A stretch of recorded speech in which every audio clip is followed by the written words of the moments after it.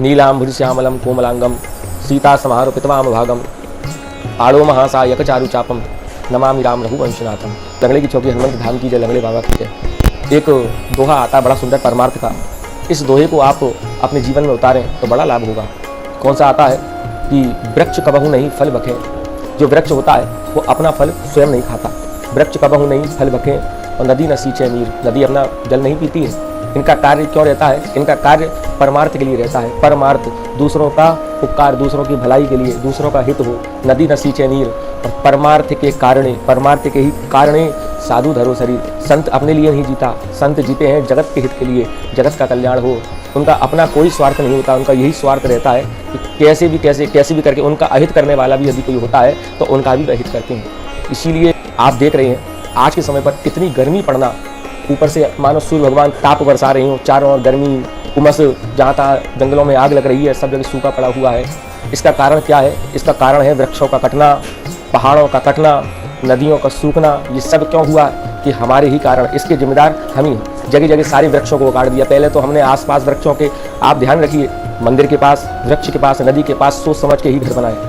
आप जहाँ मनुष्य का कार्य हो गया है, जहाँ रहता है वहाँ गंदा करता ही करता है। नदी के पास रहेगा वहाँ कूड़ा करेगा, वृक्ष के पास रहेगा तो सोचेगा वृक्ष के पास निवास बनाएगा पक्का, तो सोचेगा कि क्या ये वृक्ष हट जाए तो हमारा ये जगह यूज में हो जाए। नहीं, मंदिर के पास रहेगा तो फिर कई नास्तिक लोग हमने देखे हैं कि मंदिर से आवाज़ ज़्यादा आ रही है, लाउड स्पीकर की आवाज़ ज़्यादा आ रही है, ढोल की आवाज़ आ रही है। आपने मंदिर के पास घर क्यों लिया? तो प्रसंग हमारे ये नहीं था, प्रसंग हमारे ये था। आप अपना जीवन परमार्थ के लिए रखिए। गर्मी का बढ़ना वृक्षों के कटने से ही है, पर्वतों के कटने से ही है, जहाँ तहाँ खनन होते हैं। इसलिए अपने जीवन में आप वृक्षों को लगाइए।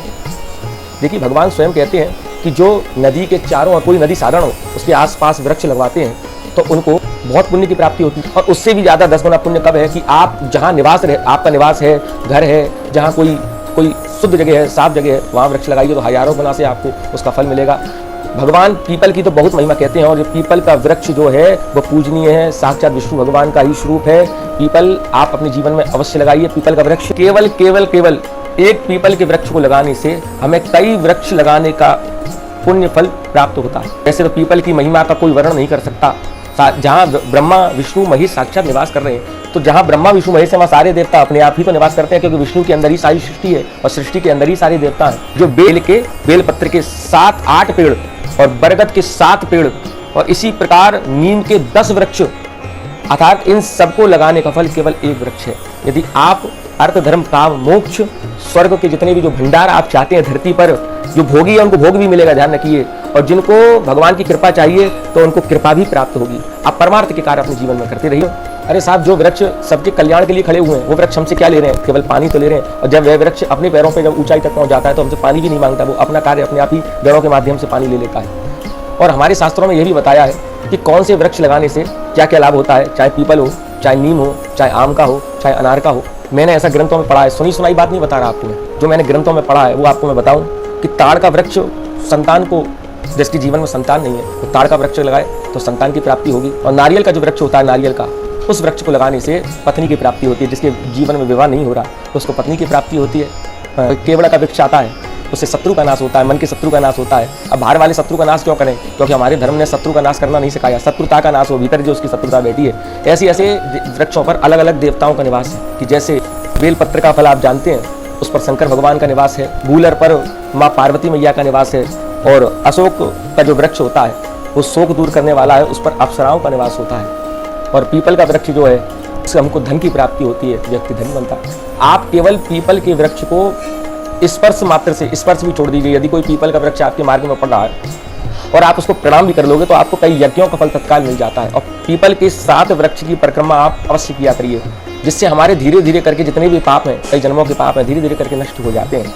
तो आप अपने जीवन में वृक्ष लगाएंगे, वो वृक्ष बड़ा होगा। और उस वृक्ष के नीचे यदि कोई भक्त ब्राह्मण अर्थात कोई भी छाया में यदि कोई बैठता है तो उसके पितरों को संपूर्ण रूप से तृप्ति होती है, अक्षय स्वर्ग की प्राप्ति होती है। तो ये वृक्ष हमसे क्या लेते हैं? ये मैंने जो प्रसंग बताया है वृक्ष का आपको, इस प्रसंग को सुनने से भी आपके पापों का समूल जो जन्मांतक के पाप हैं वो नष्ट होते हैं। और कई वृक्ष हैं, जैसे नीम का वृक्ष है, यदि आप नीम का वृक्ष लगाएंगे तो उससे हमारी आयु बढ़ेगी।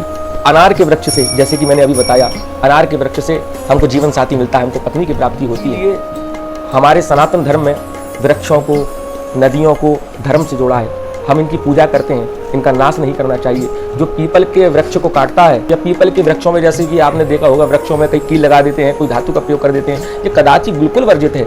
आप पीपल के वृक्ष में किसी भी प्रकार का धातु का प्रयोग ना करिए। यदि कोई पीपल के वृक्ष को आदि अन्य वृक्षों को भी क्षति पहुंचाने का कार्य करता है, वह व्यक्ति नरक का अधिकारी होता है और उसकी कई पीढ़ियां रौरव नरक, जो कई प्रकार के नरक हैं, उसमें रौरव नरक जो है, उसमें उसकी पीढ़ियां रौरव नरक में चली जाती हैं। अंत वह व्यक्ति नरक में जाने के बाद प्रेत योनि में आता है और उसको, जैसे कि आप जानते हैं कि प्रेत योनि में अभक्ष्य पदार्थ खाता है।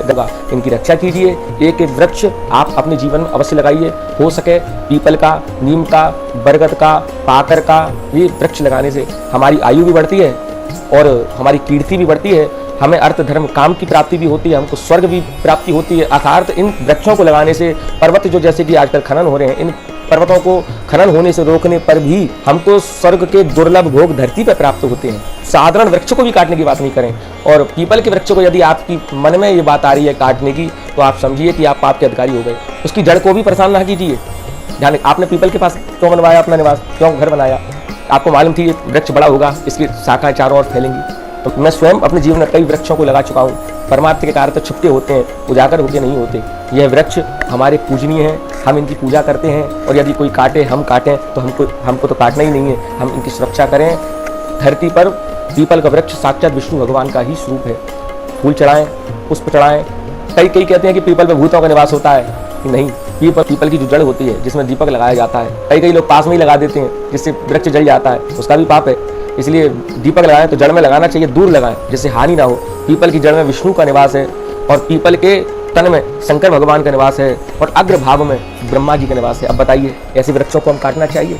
नदी के पास जो हमने वृक्ष लगाए हैं, उस वृक्ष के पत्ते यदि किसी पर्व वाले दिन यदि उस नदी में गिरते हैं ना, उससे पिंड दान का पुण्य हमको मिलता है और हमारे पितृ सदैव तृप्त रहते हैं। और तो और जिस वृक्ष पर जो हमने वृक्ष लगाया अपने हाथ से, जो नवीन बड़ा हो चुका है, नदी के पास बता रहे हैं, पर्व वाले दिन पक्षी बैठकर यदि कोई फल खाते हैं, कुछ चुंगते हैं, तृप्ति होती है, तो हमको ब्राह्मण भोजन कराने का 100 ब्राह्मण भोजन कराने का फल हमको तत्समय उसी समय क्षण मात्र मिल जाता है। और जब ब्राह्मण धरती के देवता प्रसन्न हो जाते हैं, तो ऊपर के देवता पितृ आदि सब प्रसन्न हो जाते हैं। और देवताओं के तृप्त होने से, प्रसन्न होने से, हमारे देवता कुल के देवता प्रसन्न होने से हम पर कृपा हो जाती है। तब हमें धन की प्राप्ति होती है, हमारे घर के जो कलेश हैं वो मिट जाती हैं। भगवान भी तो कह रहे हैं गीता में कि अस्तत्तः सर्वविक्षाणाम देवर्षीणाम च नारदा गंधर्वाणाम चित्ररथा सिद्धानाम कपिलो मुनि।